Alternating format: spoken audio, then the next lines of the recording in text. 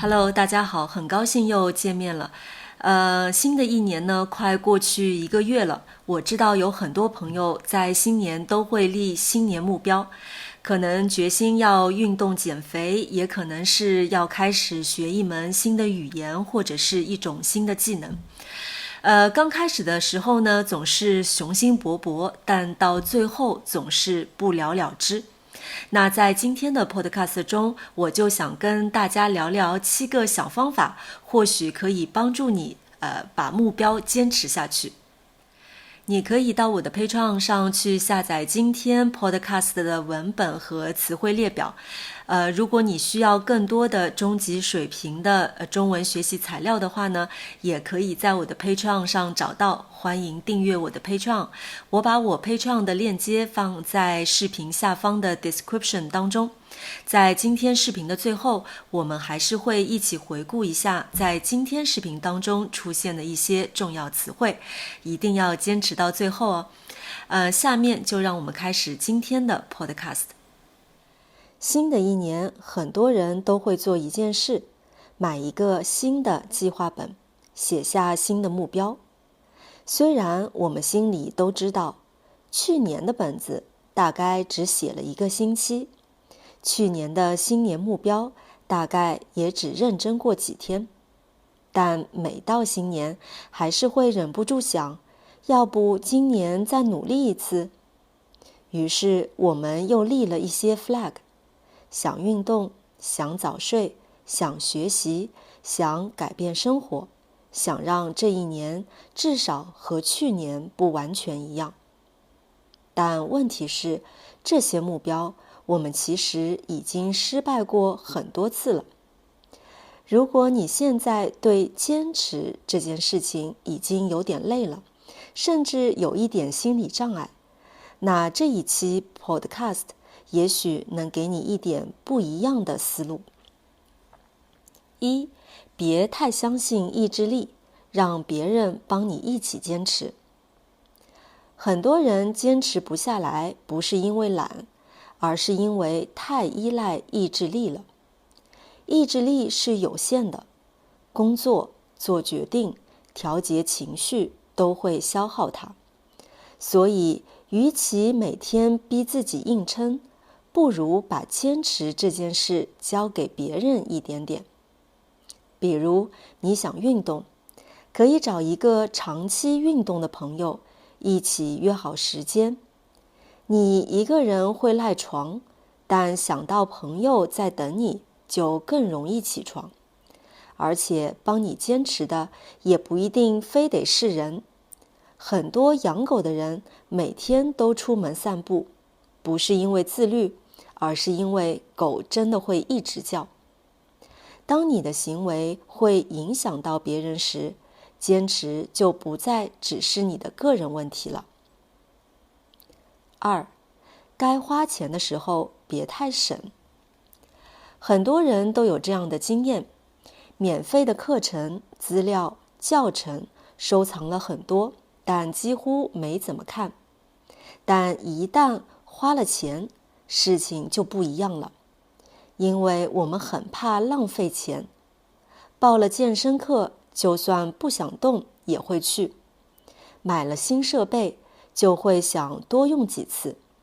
請了老師，就會認真對待每一次約定。花錢的好處不只是投入了成本，更重要的是有人幫你規劃、提醒，讓開始變得更容易。如果你真的想開始一件事，適度花錢其實是在幫未來的自己。3，接受動機會變，不要對自己太失望。很多人堅持不下去，並不是因為不夠努力，而是因為誤以為一個動機可以一直不變。但現實是，人的動機本來就是會變化的。今天你很想努力，下周你可能更想休息。你一方面想變健康，一方面也真的很想吃一頓宵夜。這種矛盾其實不是問題，而是很正常的狀態。所以，當你發現自己動力變弱的時候，與其責怪自己不自律，不如接受一個事實：動機變了，不代表你失敗了。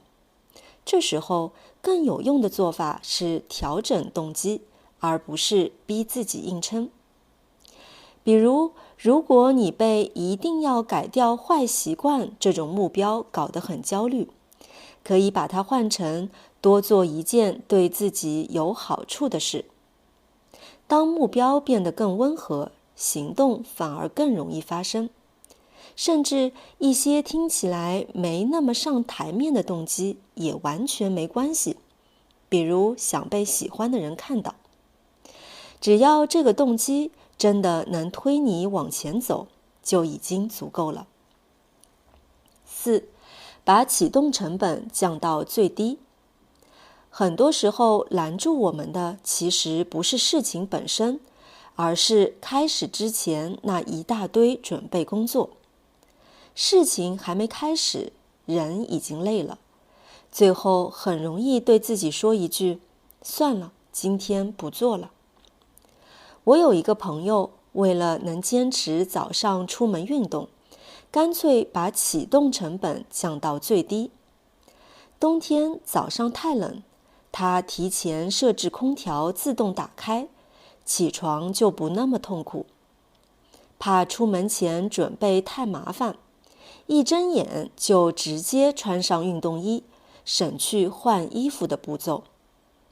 沒時間吃早餐，就在出門前隨便吃一口麵包。至於洗臉、護膚、防曬，通通不做，戴上帽子和口罩，直接出門。看起來一點都不精緻，甚至有點狼狽，但正因為這樣，他反而更容易每天出門。很多時候，真正攔住我們的不是做不做，而是開始之前要準備多少。所以，能省的步驟就省，先把事情做出來，真的比做得漂亮重要。5. 先假裝自己已經是那種人。有一個很有意思的心理學觀點，人更容易做符合自己身份認同的事。根據這個理論，即使我們還沒成為一個堅持做某件事的人，也可以提前宣傳自己的新身份，對自己的身份認同保持一致。比如，每周會讀一本書的人，每天都背20個新單詞的人，每天下班都跑10公里的人。你不需要真的已經做得很好，可以先在心裡，在語言裡給自己一個新身份。當行為和身份一致時，堅持就會變得自然一些。6. 讓行動被看見。當事情有記錄、有痕跡，我們就更不容易中斷。你可以用日曆、打卡表、筆記或者朋友圈。重點不是給別人看，而是提醒自己，你已經做過很多次了。當你看到一條連續的記錄，你會更不捨得輕易斷掉它。7. 別執着於每天都堅持。最後也是最重要的一點，中斷一定會發生。加班、生病、心情不好、想休息、想玩都很正常。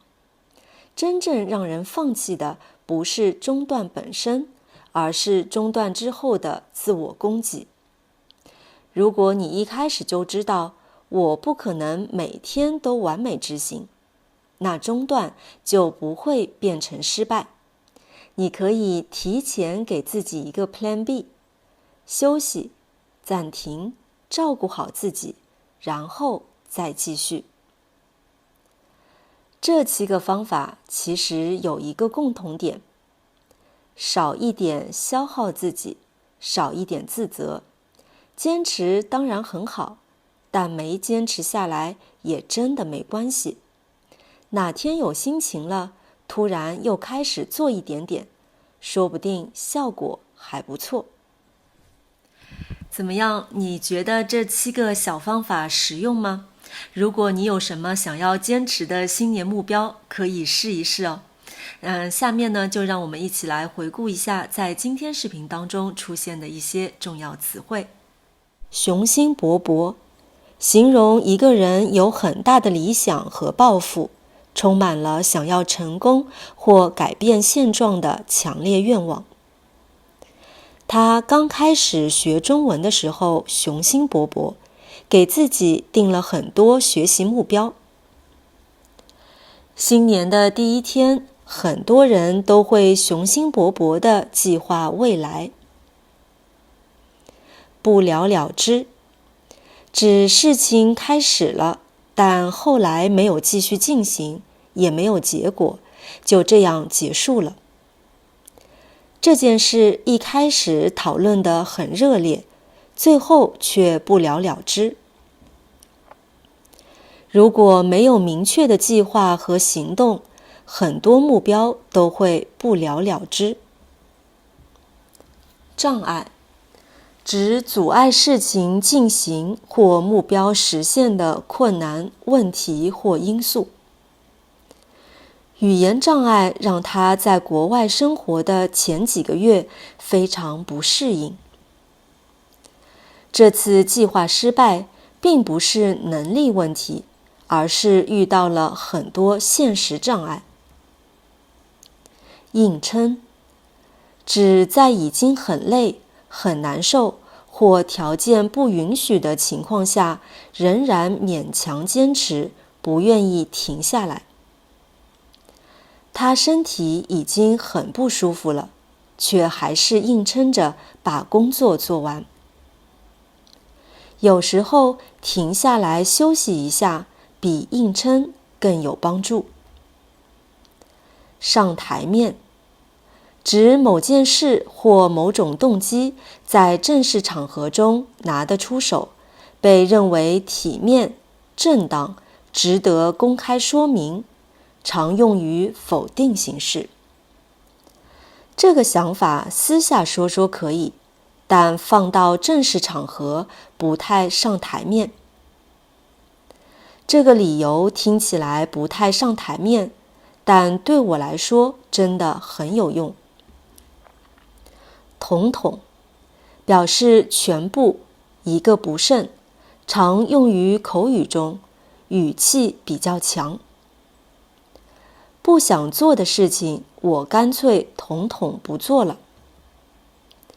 這些沒用的文件可以統統刪掉。狼狽，形容人的狀態很糟，看起來不體面、不從容，常帶有疲憊、慌亂或尷尬的感覺。下雨的時候，他沒帶傘，跑到公司時看起來非常狼狽。雖然過程有點狼狽，但事情最後還是順利完成了。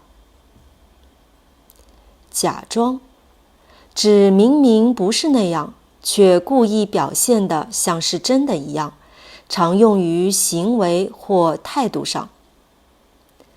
他假裝自己很冷靜，其實心裡非常緊張。他假裝沒聽見，只是想避免尷尬。打卡，指記錄自己完成某件事情，常用於學習、運動或日常習慣中，表示我今天完成了。我每天學完中文都會在群裡打卡。今天太累了，但我還是打卡了，告訴自己沒有放棄。這就是今天視頻的所有內容了。如果你喜歡今天的視頻，要記得給我點讚，並且把它分享給其他學習中文的朋友。非常感謝你的收看，我們下期再見。